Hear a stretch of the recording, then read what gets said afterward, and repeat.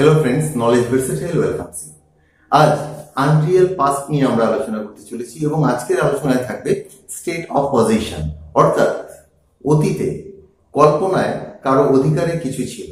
কল্পনা বলছি যখন, তখন বুঝে নেবে যে অতীতে কারো অধিকারে কিছু ছিল, এটা বলছি কিন্তু বাস্তবে ছিল না, অর্থাৎ অবাস্তব অবাস্তব অতীত নিয়ে আমরা আলোচনা করব। এবং এক্ষেত্রে যেটা আলোচনা করব সেটা হচ্ছে স্টেট অফ পজিশন।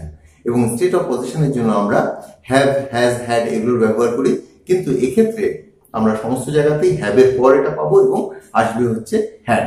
তো যেটা দাঁড়াবে সেটা হচ্ছে মডেল, তারপর একটা হ্যাভ, তারপর একটা হ্যাড। তো এই যে কনস্ট্রাকশনটা, এটার ব্যবহার খুবই কম হয় এবং এটা তোমাদের কন্ডিশনাল সেন্টেন্সে এর ব্যবহারটা বেশি হয়, কিন্তু পিওর সেন্টেন্সে এর ব্যবহার খুব কম হয়। তো চলো দেখে নিই। আনরিয়াল পাস্ট অর্থাৎ অবাস্তব অতীত, যেটা বলবো বাস্তবে সেটা নয়। হয়তো তোমার কাছে একটা বই থাকতে পারতো, বাস্তবে তোমার কাছে কিন্তু বই ছিল না। আর এটা কিন্তু সবসময় অতীতকালকে নির্দেশ করবে, এটা মনে রাখবে। এটা বর্তমানের কথা বলছে না, ভবিষ্যতের কথাও বলছে না। তখন তোমার কাছে একটা বই থাকতে পারতো।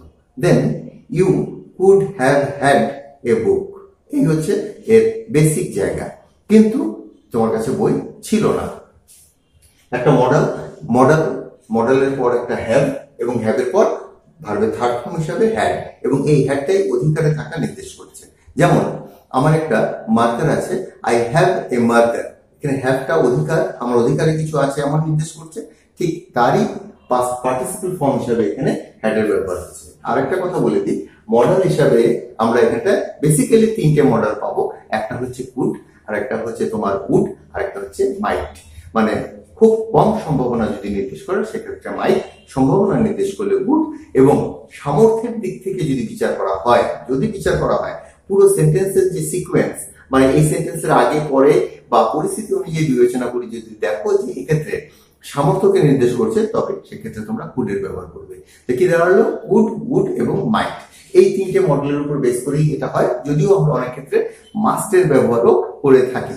তো যাই হোক, অতীতে কারো অধিকারে কিছু ছিল এমন আশা যদি করো, অবাস্তব আশা, তো সেক্ষেত্রে কিন্তু আমরা এই could have had, might have had, would have had এই কনস্ট্রাকশনের ব্যবহার করব। এবং এটা আমরা কিন্তু পাস্ট পারফেক্ট সাবজেক্টিভ মুডের মধ্যে এই গঠনটা পাবো। টেন্সের কোনো সেগমেন্টে এটা পাবো না। টেন্সের যে 12টা ভাগ, সেই 12টা ভাগের মধ্যে এটা থাকবে না। তো সাবজেক্টিভ মুড মূলত প্রেজেন্ট সাবজেক্টিভ মুড হয়, পাস্ট সাবজেক্টিভ মুড হয় এবং পাস্ট পারফেক্ট সাবজেক্টিভ মুড হয়। আর এগুলো আসছে তোমার পাস্ট পারফেক্ট সাবজেক্টিভ মুড হয়। আর এর ব্যবহার জেনুইন, এই ব্যবহারটা খুব কম। এটা কন্ডিশনাল সেন্টেন্সে চলে গেলে তোমরা কিন্তু এই ব্যবহারগুলো প্রচুর পাবে। আমি একটু বলে দিই এর ব্যাখ্যাটা।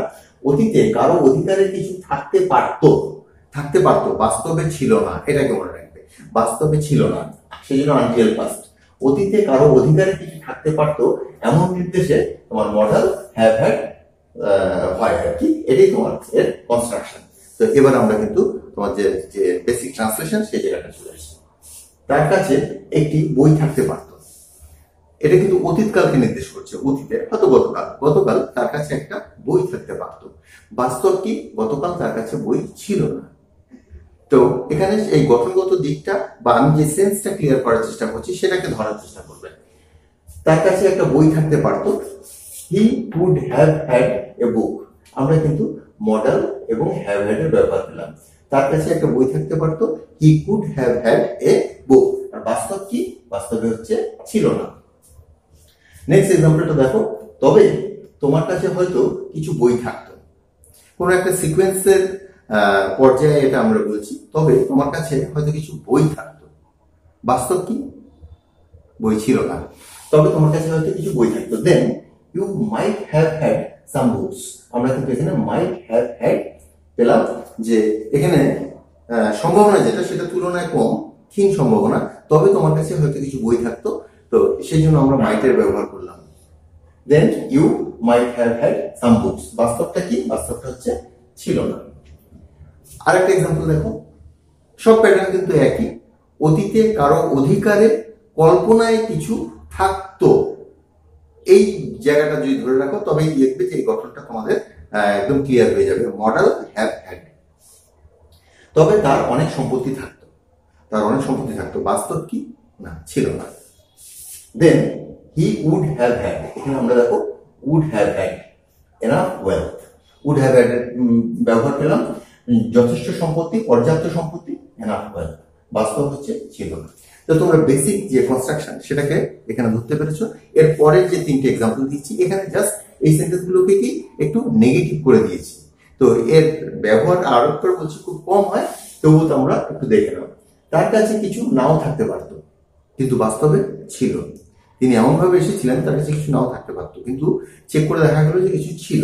তো আমরা এখানে একটা জাস্ট নটের ব্যবহার করবো এবং নটটা কিন্তু মডেলের পর ব্যবহার করবো। He could not have had anything, বাস্তব যেটা সেটা হচ্ছে ছিল। He could not have had anything, অর্থাৎ এখানে যে সেন্টেন্সটা আমরা আশা করছি তার উল্টোটা এখানে কিন্তু প্রকাশ পাচ্ছে, বা তার উল্টোটাই বাস্তব। আর সেই জন্য এটাকে আমরা বলছি আনরিয়াল পাস্ট, অর্থাৎ অবাস্তব অতীত। আমরা এখানে কুডের সাথে নট ব্যবহার করে দিলাম এবং আমাদের যে বেসিক কনস্ট্রাকশনের জায়গা সেটা হচ্ছে কুড হ্যাভ হ্যাড, সেটাও পেলাম। তারপরে এক্সাম্পলটা দেখো, তোমার কাছে হয়তো কোনো অস্ত্র নাও থাকতে পারতো, তোমার কাছে হয়তো কোনো অস্ত্র নাও থাকতে পারত। বাস্তব কি? বাস্তব হচ্ছে ছিল। তো অতীতে কল্পনায় তোমার কাছে তোমার অধিকারে কিছু নাও থাকতে পারতো, অধিকারে থাকা অর্থে আমরা হ্যাভ হ্যাজ হ্যাড এর ব্যবহার করি, কিন্তু এখানে নাও থাকতে পারতো তার জন্য একটা নট এর ব্যবহার করবো, আর হ্যাভ হ্যাজ হ্যাড এর পরিবর্তে ভার্বের থার্ড ফর্ম হ্যাড সেটাই ব্যবহার করবো। তোমার কাছে কোনো অস্ত্র হয়তো কোনো অস্ত্র নাও থাকতে পারতো, you might not have had, আমরা দেখো মাইট এর ব্যবহার করলাম, might not have had any weapon. আর বাস্তবটা কি? বাস্তব হচ্ছে তোমার কাছে অস্ত্র ছিল। এবার আসছি আমরা তার পরের এক্সাম্পলটা। তোমরা দেখতে পাচ্ছ যে প্রত্যেকটা এক্সাম্পলের মধ্যেই একটা বেসিক জায়গা রয়েছে যে অতীতে কল্পনায় কারো অধিকারে কিছু ছিল বা কারো অধিকারে কিছু ছিল না। যদি বলি কল্পনায় যে কারো অধিকারে কিছু ছিল, তার বাস্তব হচ্ছে ছিল না। যদি বলি যে কল্পনায় কিছু ছিল না, বাস্তব হচ্ছে তার কাছে কিছু ছিল, কারণ আমাদের বেসিক জায়গাটা হচ্ছে আনরিয়াল। আচ্ছা, তবে তার কোনো শিক্ষা থাকতো না, তবে তার কোনো শিক্ষা থাকতো না, তার কোনো এডুকেশন থাকতো না, তবে কিন্তু বাস্তব কি? তার শিক্ষা ছিল। she would not have had any education, এখানে একটা তবে রয়েছে, তার জন্য আমরা এখানে একটা then দিয়ে শুরু করব। then she would not have had any education, তাই আমরা এখানে কিন্তু would not have had এর ব্যবহার পেয়ে গেলাম। তবে তার কোনো শিক্ষা থাকতো না, কিন্তু বাস্তবে কি আছে দাঁড়াচ্ছে যে তার কাছে ছিল। তো নেগেটিভ সেন্টেন্স গুলো তোমরা পেয়ে গেলে। জাস্ট মডেলের পর এখানে আমরা ব্যবহার করলাম তিনটে মডেল, মাইট, কুড এবং উড। এরপর নটের ব্যবহার করলাম, এখানে কিন্তু শর্ট ফর্মটাও ব্যবহার করতে পারতাম, মাইট নট, মাইটন্ট, উডন্ট, উডন্ট এগুলো ব্যবহার করতে পারতাম। তো এই প্যাটার্নটা তোমরা পেলে। একটা ডাব্লিউএইচ দিয়ে দেখাচ্ছি, ডাব্লিউএইচ প্যাটার্নও হয় কিন্তু খুব কম ব্যবহার হয়। তাদের কাছে কি থাকতে পারতো, তাদের কাছে কি থাকতে পারতো, তাদের কাছে মানে কোনো বস্তু কি থাকতে পারতো? বাস্তবে কিছুই থাকতে পারতো না। What could they have had, এখানে দেখো কুড হ্যাভ হ্যাড, উত্তর হচ্ছে কিছুই না, বাস্তবে তাদের কাছে কিছুই থাকতে পারতো না। তাই একটা ডাব্লিউএইচ দিয়ে দেখলে তোমরা যে কি বলতে এখানে কিন্তু এটা অবজেক্টিভ ট্যাগ না, এটা হচ্ছে সাবজেক্টিভ ট্যাগ। তাদের কাছে কি থাকতে পারতো, এটা একটা জিজ্ঞাসা চিহ্ন হবে এখানে। What could they have had, answer হচ্ছে কিছুই না। তো তোমরা যেটা দেখলে আজকে যে state of position, state of position, state of position আমি একটু লিখে দিই এখানে।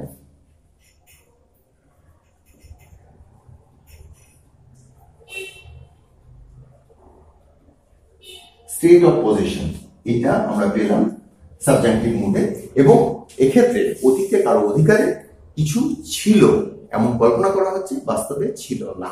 আজকের আলোচনা এখানেই শেষ করছি, পরবর্তী আলোচনায় আবার দেখা হচ্ছে। Till then, by.